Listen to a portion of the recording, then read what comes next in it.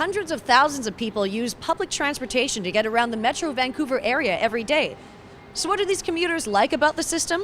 What do they think needs to be changed? And what is Translink going to change in 2012? Let's start the free talk.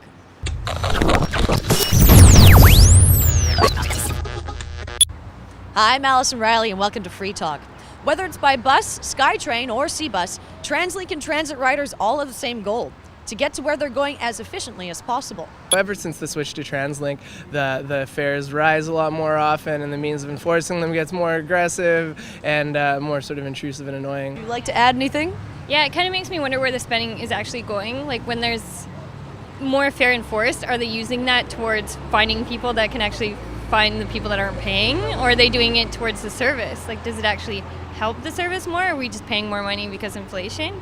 It's kind of hard to understand where the money is actually going when we start paying more. I wish it went a little later, to be quite honest. I wish it catered to more like different areas equally. Like, I feel like the transit to South Van is a lot sparser and more infrequent than, traffic to, I guess, more highly trafficked areas. Well, 2012 is a year we're finally able to spend some more money on improving service. It's the Moving Forward supplement that the mayors approved late in 2011. And a lot of that involves adding more bus service hours. We're going to be up to about 5 million bus service hours before the year is out. That's 180,000 more than last year. The lion's share of that is going south of the Fraser. A new B-line bus service along the King George Boulevard, brand new service from White Rock to Langley. People have been looking for that, had been promised. Now we're able to deliver on that. Additional service to beef up the 99B line in the city of Vancouver and a lot of the east-west corridors to try to take some of the pressure off Broadway. The 99B line, very late on weekends. That is getting more and more popular. So that's not night bus service, but it's a late night service, and there's going to be expansion of that, more frequent service for that. I only catch one bus, the 99B line. It's So I enjoy it because it comes so often, right? I just missed it, but I'm not worried because another one's coming, I'm sure. Maybe it's there already. No. Nope, you're good. But I've heard people complain about it, so I guess I'll find out. Do you always pay the fare? They have a lot of troubles with people not paying the fare because it's a fare paid zone. People can hop on the back and not pay. Have you ever done that or seen that? I've never, I always pay the fare. That's why I catch the B line. Fare evasion has been a problem for many years, and in fact, you're not going to find a transit system that doesn't have a problem with fare evasion. Montreal, for example, and they've got turnstiles. London, New York, they all have that problem. It seemed to increase when the 99B line came in with not just the fare paid zone, but the all-door boarding.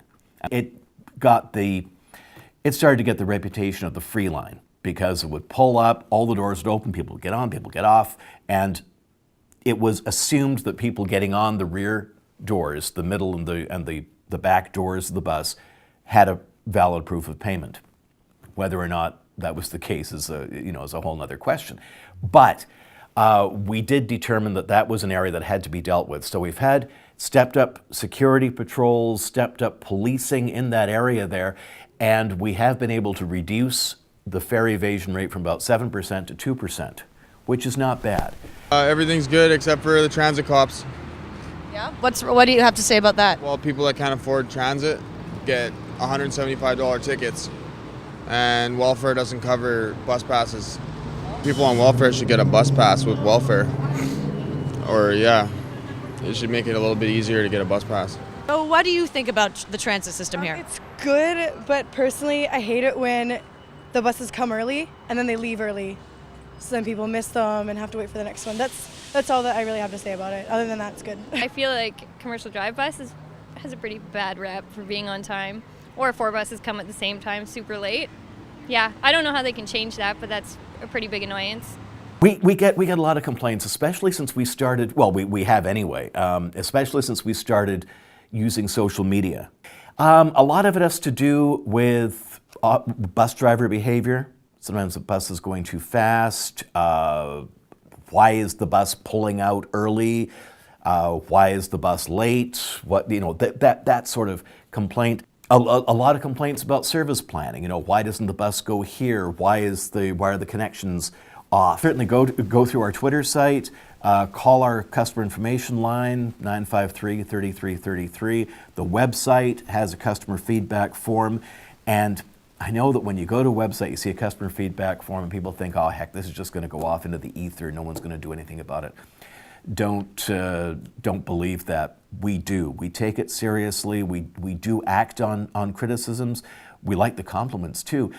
If you have a specific complaint about behavior or about service, try to get as much information as you can. Get the coach number, the 4 or 5 digit number that's on the side of a bus, the time of day, the route number, the direction of travel, as much as you can. The more we can get that helps us narrow down to exactly what the situation was and what might have been happening elsewhere. Interestingly, some of the things that generate the most complaints also generate the most compliments, such as bus driver behavior. People like to mention that their driver did a great job. You hear a lot about people losing things. When people find things, they are just beside themselves that something that they have been missing, even if it's just an umbrella or teeth or whatever, you know, that it's come back. I'm serious about the teeth. People have left false teeth behind. Getting people around isn't Translink's only goal. They've also recently been awarded gold-level status for their achievements in cutting greenhouse gas emissions, reducing energy use, and increasing ridership. Coast Mountain Bus Company brought in an anti-idling policy. And if anybody wants to know the effectiveness of switching off your engine when you absolutely don't need to be running it, take a look at what we've done. Cut diesel fuel use by 1.28 million litres, in large part due to that idle-free policy. You've got CNG buses working out in Maple Ridge Pitt Meadows area, out of the Port Coquitlam Transit Centre, because that's the most efficient form of an engine to use. You've got hybrid buses working in Vancouver because hybrids, and these are diesel-electric hybrids, they work best in stop-and-go situations.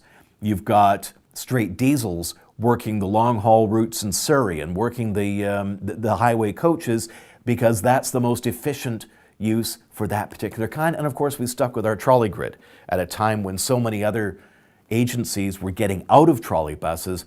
We renewed the deal. So the bottom line is that efficiency that we've been able to deliver, it also means a more sustainable transportation service all around, and that's one of the things that earned us that gold standard with APTA.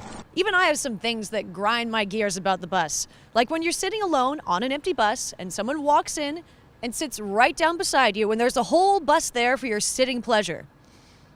But I digress. Ultimately, taking the bus is more environmental and can make more economic sense. Well, the choice is up to you. I'm Allison Riley, and thanks for watching Free Talk.